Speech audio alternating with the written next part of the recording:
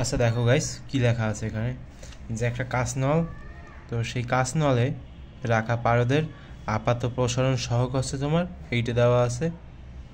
এটা হচ্ছে তোমার একটা সহগ, ঠিক আছে, গামা এই দ্বারা প্রকাশ করা হয়েছে। এরপরে কাছের দৈর্ঘ্য প্রসারণ সহগ দেওয়া আছে, মানে দুইটা প্রসারণ সহগ দেওয়া আছে। একটা হচ্ছে তোমার আপাত প্রসারণ সহগ, আর একটা হচ্ছে তোমার কাছের দৈর্ঘ্য প্রসারণ সহগ, ঠিক আছে। তো দুইটা প্রসারণ সহগ দেওয়া আছে।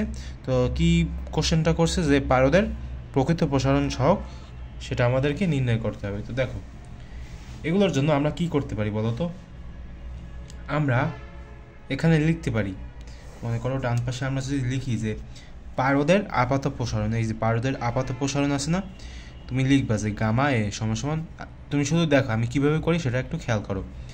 146.6 গুণ হচ্ছে তোমার 10⁻⁻6 ডিগ্রি পার সেলসিয়াস গেল। এটা হচ্ছে তোমার পারদের আপাত প্রসারণ। আচ্ছা, এরপরে পারদের দৈর্ঘ্য প্রসারণ সহগ গামাজি। তো গামাজি দিয়ে আমরা কি বের করি সেটা তুমি খেয়াল করে দেখো যে আমরা কোথা থেকে কি বের করি। তো এটা মূলত হচ্ছে কি বলতো,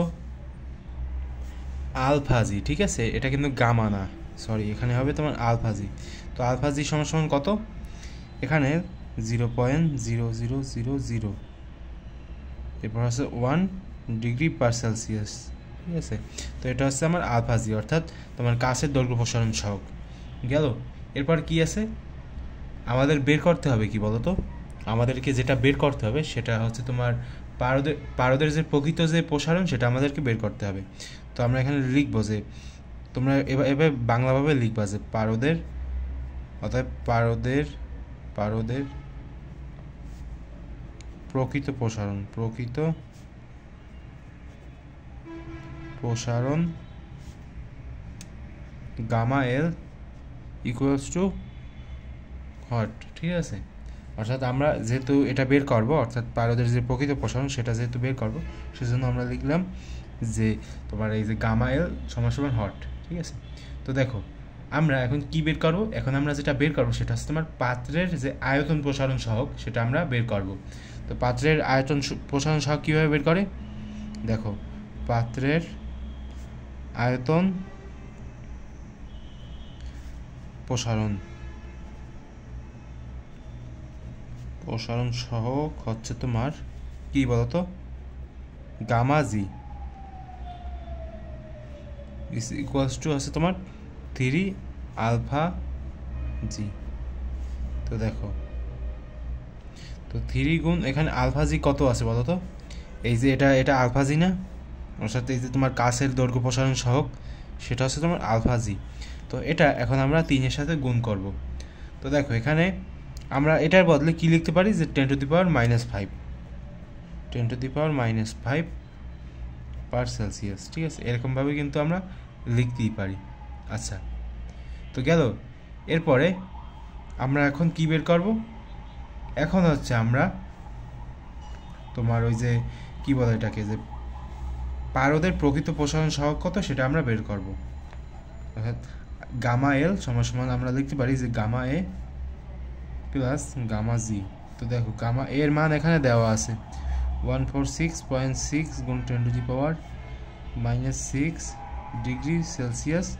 এর সাথে যোগ হবে তোমার কি যোগ হবে, এর সাথে যোগ হবে এই যে পাত্রের যে কি বলতো আয়তন প্রসারণ সহগ আছে না, সেটা এটার সাথে আমরা যোগ করব 3 গুণ 10⁻⁻5 পার সেলসিয়াস। তো এখন এগুলো যোগ করে বের করো যে কত হয়। দেখো আমরা যদি ক্যালকুলেশন করি 146.6 গুণ 10⁻⁻6, ঠিক আছে গেল। এরপরে এর সাথে তুমি যোগ করো 3 গুণ 10⁻⁻5, যোগ করে দেখো এখানে কত আসে 1.766 গুণ 10⁻⁻4।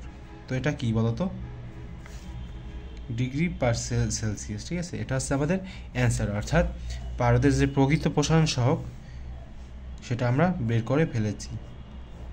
তো দেখো একবার সহজ কিন্তু ম্যাথ, শুধু এখানে আমরা মানগুলো বসিয়েছি, এরপরে আমরা ম্যাথটা করে ফেললাম, ঠিক আছে। তো তোমরা হয়তো একটু মনে মনে ভাবতেছো ভাই উপরে একটা সূত্র লিখলেন, হ্যাঁ ভাই এই সূত্র দিয়েও তুমি করতে পারো। তো সেই হিসাবে তোমার অন্যরকমভাবে, অর্থাৎ এটাকে বিয়ে দিয়ে ডিফাইন করতে হবে, এরকমভাবে আর কি করা যায়।